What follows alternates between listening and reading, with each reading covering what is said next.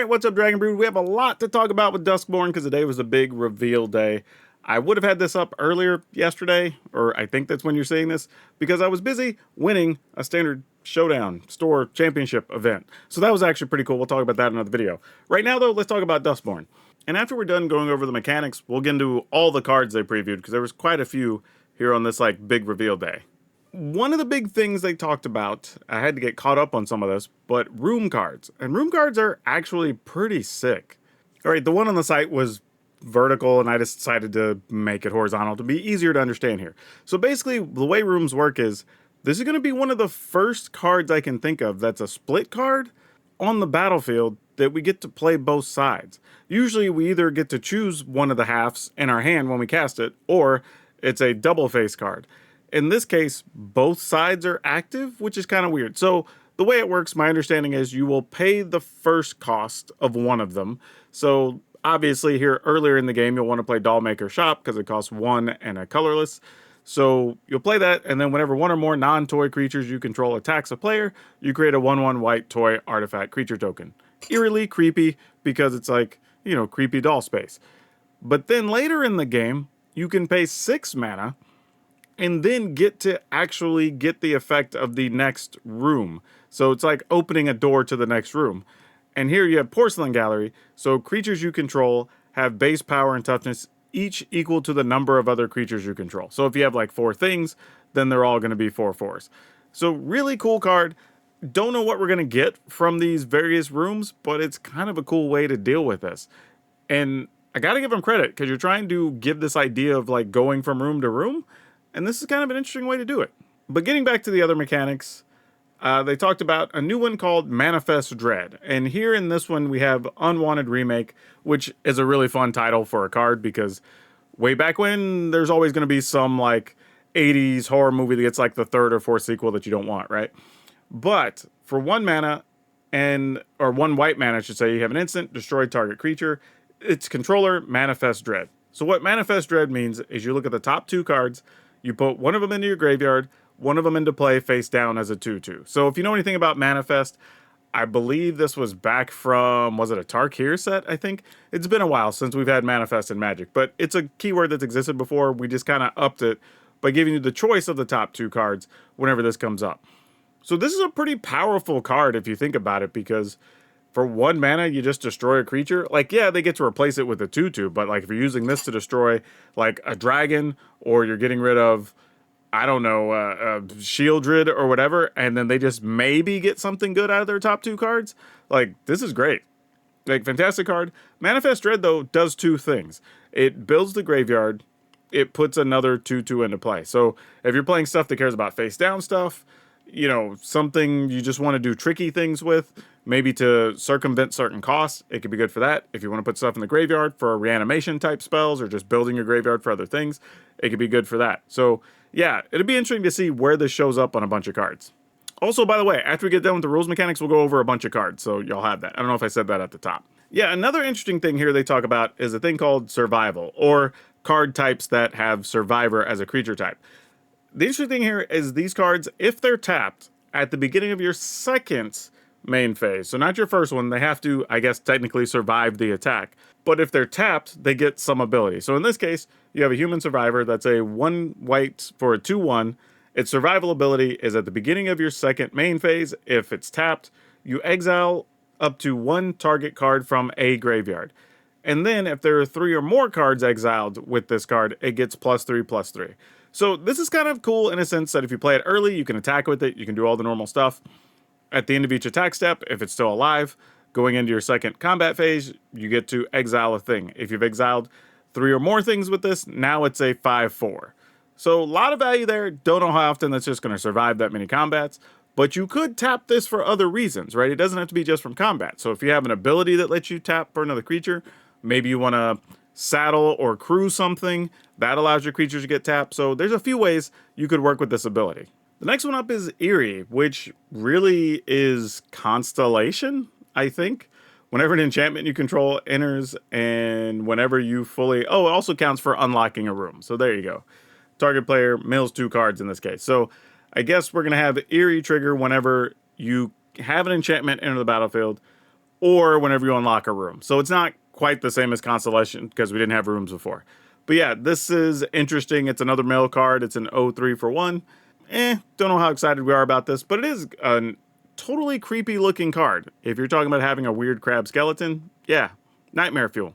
And Impending we saw before, but we're going to go and talk about it again here with Overlord of the Hauntwoods. It's a 5 mana 6/5, so you can just pay the cost to have a big creature, and then whenever it enters or attacks, you create a tapped colorless land token named Everywhere that is every basic land type. Now, if you pay the Impending cost, which is just 3 here, it still enters, so you would get the Everywhere land, but then you have to remove 4 Impending counters. When you remove the 4th one, then it comes onto the battlefield as a 6/5. You'll get another land. So if you want to play it early, sweet. Now, one thing I do want to point out here is that this doesn't seem like a big deal, but when you're talking about something in the future, because we know Foundations is coming, where we have Llanowar Elves, you can turn 1 elf, turn to this thing, and untap on the following turn with 1, 2, 3, 4, 5 mana available, 4 mana available going into turn 3. Actually more than that. So yeah, that's kind of crazy. 5 actually, because you'd play a land on each turn. So that's pretty wild. Like, that's a thing that will happen in the future. Right now in Standard, how's this going to play? Who knows? It's a little bit like Suspend, but the way I believe it was explained is the Suspend just didn't quite work or fit the way they wanted, and they wanted something a little bit extra here with the Impending, so it gets something when it comes into play while you're still waiting for all those other things to happen. The other thing I will say too is this is also still an enchantment. It enters the battlefield while it's Impending, so that is a way that it's different than Suspend. But all that being said, let's go talk about some cards from Duskmourn. Right, it looks like Zimone is back, which I guess Zimone is the official pronunciation of her name. So Zimone, all questioning, it's a colorless, a green, and a blue for a 1/1 human wizard that's legendary. At the beginning of your end step, if a land entered the battlefield under your control this turn, and you control a prime number of lands, create Primo, the Indivisible, a legendary 0/0 green and blue fractal creature token, then put that many +1/+1 counters on it. Why? Like, what? Okay. First off, why is this a 1/1? Right? It's two colors, and you only get a 1/1, and then, like, the thing you make is legendary on top of it. So you play it, you don't get, I guess, okay, at the beginning of your end step. So technically, you could play this on turn 3, get a 1/1, and if you have 3 lands, make a 3/3, I guess is how that would work. So then you get nothing the next turn. But then on the following turn, you get a 5/5. Nothing the next turn. On the following turn, you can make a 7/7, assuming you've not missed any land drops, by the way. And then somewhere down the road, if Zimone is still alive, you can get 11 or 13. Like, yeah, this just feels too cute. Like, I get it. Zimone is from the group that was all math and all this stuff, and that's great. But yeah, I'm just not feeling it. I'm not feeling it. All right, Winter Misanthropic Guide. I'm told this is one of the new main characters in the story. So a colorless, a black, a red, a green. So 4 mana for a 3/4 human warlock. Ward 2, so that's nice. At the beginning of your upkeep, each player draws 2 cards. Gonna be fun for some people's group hug decks in Commander. As long as there are 4 or more card types among cards in your graveyard, each opponent's maximum hand size is equal to 7 minus the number of those card types. Oh, now this is cool. So the Delirium, let's say you have, if there are 4 or more card types. So let's say there's at least just 4, right? Their max hand size is going to be 3. But then you're letting them draw 2, so they'll still have something to load their hand with. This is a really interesting card. Like, I feel like this is a Commander flavor card because, Nekusar or something like that wants you to draw a bunch of cards wants something like this. I don't know what we would do with this in Constructed because I can't think of anything that really punishes you for drawing. But if you have a way to fill your graveyard with a bunch of different card types, you could limit the opponent's hand to 1 or 0 potentially. Realistically, like 1 or 2 probably. And there is some upside to that. So, especially against control decks, right? If you manage to get this out and control decks can only have 1 or 2 cards in hand, like, that's pretty strong. So this could be a fun sideboard card in some cases. But I don't know. It's very quirky and different. I'm here for it. Valgavoth's Lair, who I believe Valgavoth is the new big bad here, who kind of caused this whole house situation to happen. So it's enchantment land. Interesting. It's hexproof, so you can't really target it. And it enters tapped. As it enters, you choose a color. Add a mana of the chosen color. This is interesting. So it can go into a multicolor deck to let you have whatever color you need.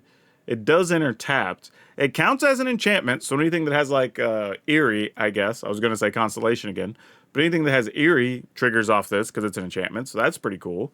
I don't know. This is a quirky one. I don't know how I feel about this. It seems neat on the surface.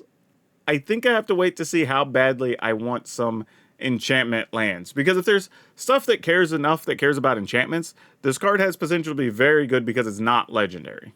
Here we have Valgavoth, Terror Eater himself, I guess. 6 colorless, 3 black. So this is 9 mana for a legendary Elder Demon. It is 9/9 with flying and lifelink. It has Ward of Sacrifice 3 sacrifice 3 non-land permanents. I mean, this is fair. It's 9 mana, I get it. Though reanimating this thing seems awesome. If a card you didn't control would be put into an opponent's graveyard from anywhere, exile it instead. So if you're milling your opponent, that's pretty sweet.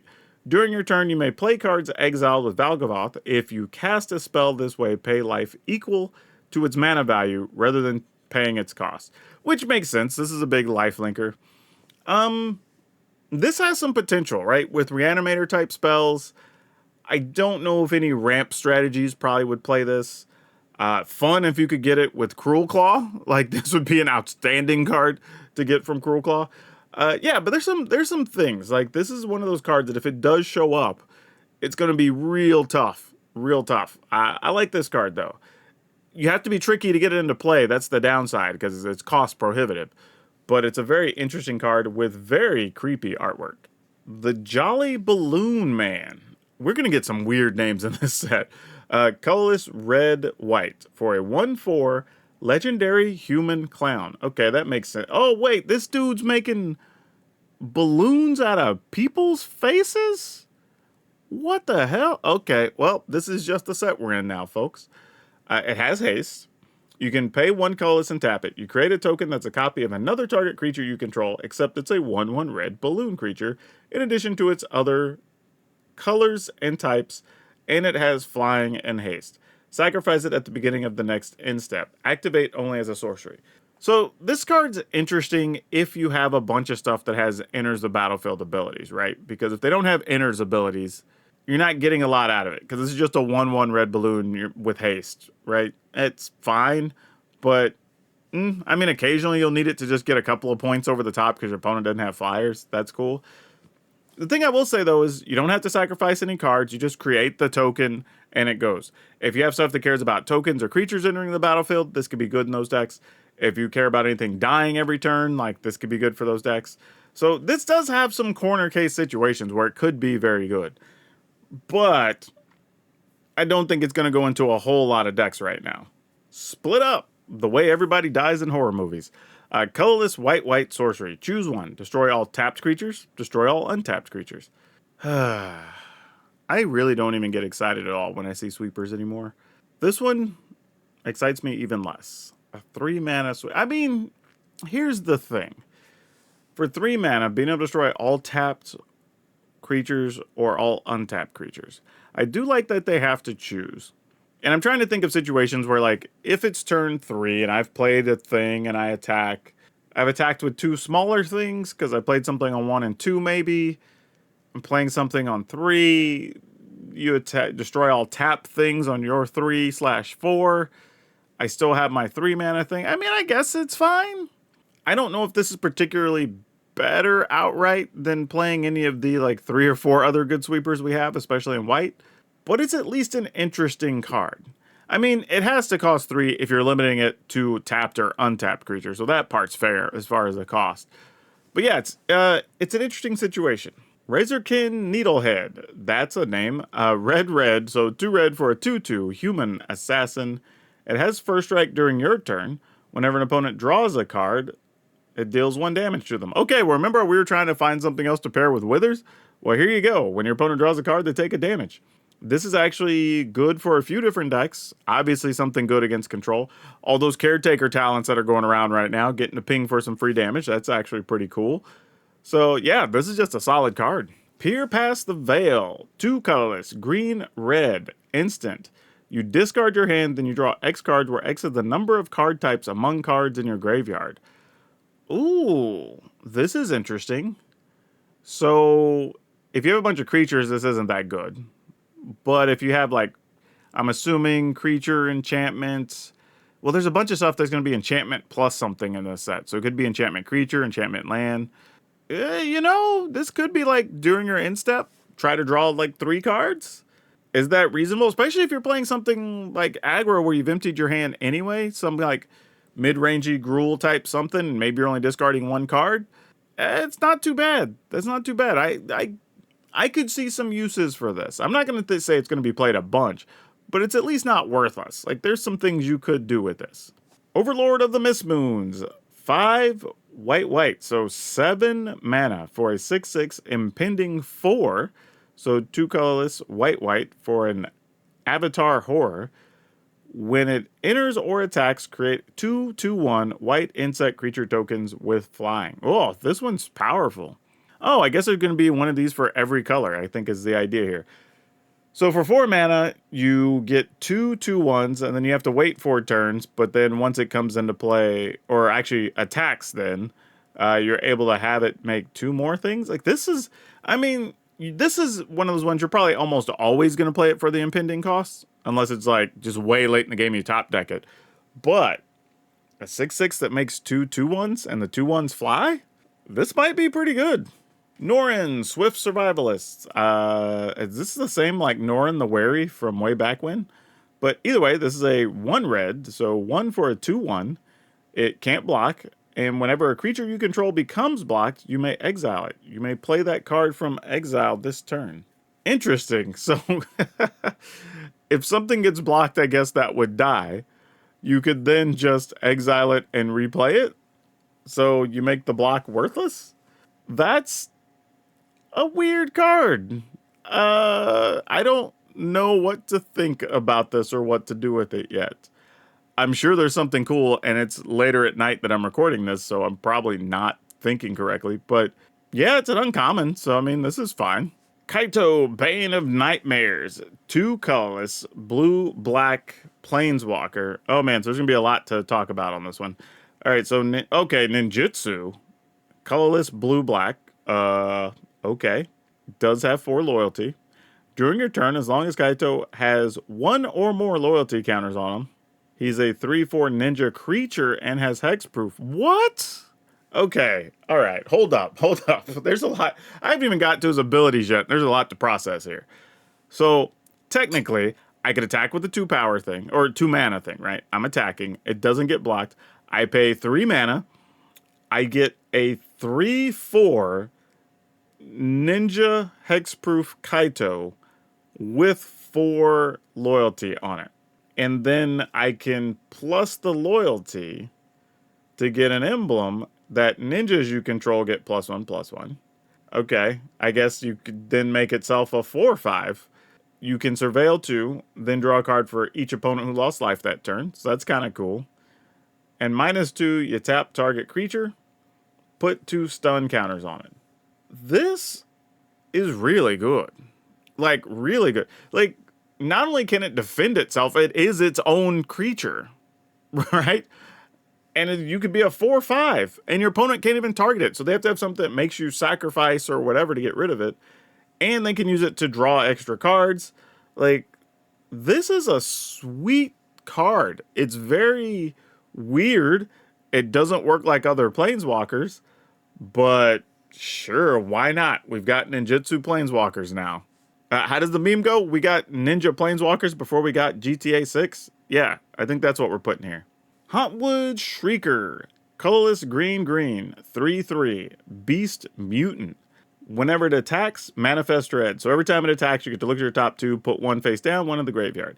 You can pay a green and a colorless, reveal target face down permanent. If it's a creature card, You may turn it face up. What? This card is crazy.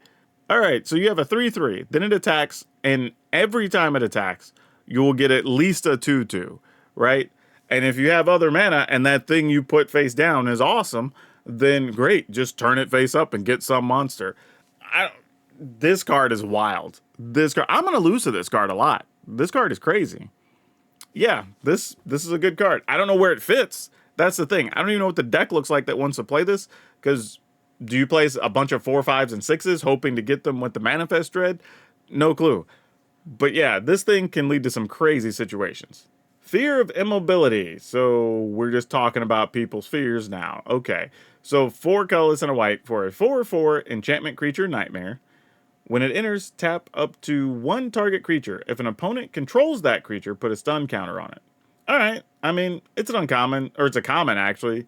That's fine. It'll be all right in limited, but not much else. Fear of lost teeth. What? What is this? This is like a disembodied jaw on a dentist chair, I think. And then, like, are the teeth faces? What's even happening here? What are we doing? This is crazy. All right, whatever. I'm way too overanalyzing this artwork. So 1 black for a 1/1 enchantment creature nightmare. Fear of lost teeth dies. It deals 1 damage to any target and you gain 1 life. That doesn't feel like lost teeth, but if you're playing any of those decks that need to drain your opponent's life total, if you're needing anything to gain life, if you're, I don't know, anything that triggers from your opponent losing life, whatever, this is pretty sweet for that. And it's a simple creature, 1 mana, 1/1. It's fine. Weird art though, weird art. Enduring Innocence, colorless white for a 2/1 enchantment creature sheep glimmer, lifelink. Whenever 1 or more other creatures you control power 2 or less enter, draw a card. This ability triggers only once each turn. When this dies, if it was a creature, it returns to the battlefield under its owner's control as an enchantment, and is no longer a creature. Okay, this is kind of sweet. So you get a 3 mana 2/1 that has lifelink, and then kind of has the ability of a bunch of white enchantments or other cards you've seen before. Power 2 or less enters the battlefield, you get to draw a card. But then if it dies, great, you still have an enchantment. All right, I'm into this. This is a cool card. If all the glimmer things are like this, cool, count me in. Disturbing Mirth. This artwork is crazy. It's like somebody's got a mouth for a head that has a brain inside still. I don't know. Black and a red for an enchantment. When this enters, you can sacrifice another enchantment or creature. If you do, you get to draw 2. Then when you sacrifice this card, you manifest red. So it enters, you can sacrifice another enchantment or a creature. Then you can draw 2. And then if you sacrifice this, you get to manifest red, look at your top 2, make a 2/2, right? I don't know what to do with this. I mean, there's enough cards that like have death triggers that you could use this with. This feels like it will have a deck or 2 it goes in, and it'll be pretty good in those, but it's not going to go into a lot of red-black decks.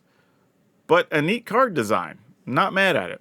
Demonic Counsel, colorless and a black for a sorcery. Search your library for a demon card. Reveal it, putting it in your hand, then shuffle. Delirium, though, if there are 4 or more card types among cards in your graveyard, instead search your library for any card, put it into your hand, then shuffle. So basically, if you have Delirium, it's Demonic Tutor. Just search your library, get a card. Otherwise, you have to go get a demon card. This feels reasonable and doable.